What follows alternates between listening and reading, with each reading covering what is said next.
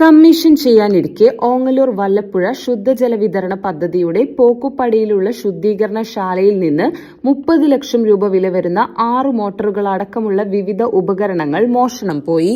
Lab ഉപകരണങ്ങൾ, ജനൽ, വാതിൽ, സ്വിച്ചുകൾ, വയറിംഗ് സാധനങ്ങൾ, അലുമിനിയം ഫാബ്രിക്കേഷൻ, ഫാനുകൾ എന്നിവയെല്ലാമാണ് ഈ 3 നിലകളിലുള്ള പ്ലാന്റിൽ നിന്ന് മോഷണം പോയിട്ടുള്ളത്. പല ഉപകരണങ്ങളും നശിപ്പിക്കപ്പെട്ടിട്ടുമുണ്ട്.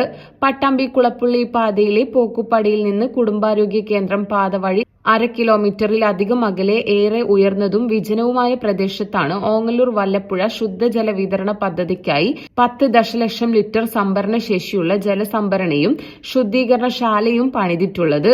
ജല അതോറിറ്റി പ്രോജക്ട് ഡിവിഷനിലെ assistant executive engineer Shyamlal, assistant engineer T Ratheesh എന്നിവരടങ്ങിയ സംഘം സ്ഥലം സന്ദർശിക്കാനെത്തിയപ്പോഴാണ് മോഷണം ശ്രദ്ധയിൽപ്പെട്ടത്. തുടർന്ന് പട്ടാമ്പി പോലീസ് സ്റ്റേഷനിൽ പരാതി നൽകുകയും ചെയ്തു. പ്ലാന്റിൽ കാവലില്ല. ഇവിടെ കഴിഞ്ഞ വർഷവും മോഷണ ശ്രമം നടന്നിരുന്നു. പട്ടാമ്പി പോലീസ് കേസെടുത്തു.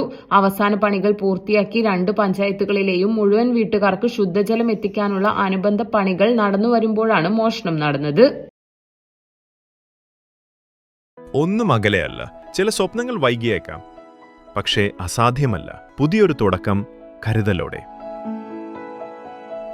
അത്യാധുനിക സാങ്കേതിക വിദ്യയും പ്രതീക്ഷയും വലിയ സ്വപ്നങ്ങളെ സാധ്യമാക്കും. ഞങ്ങൾ കൂടെയുണ്ട് നിങ്ങളുടെ കുഞ്ഞു വലിയ സ്വപ്നത്തിനായി.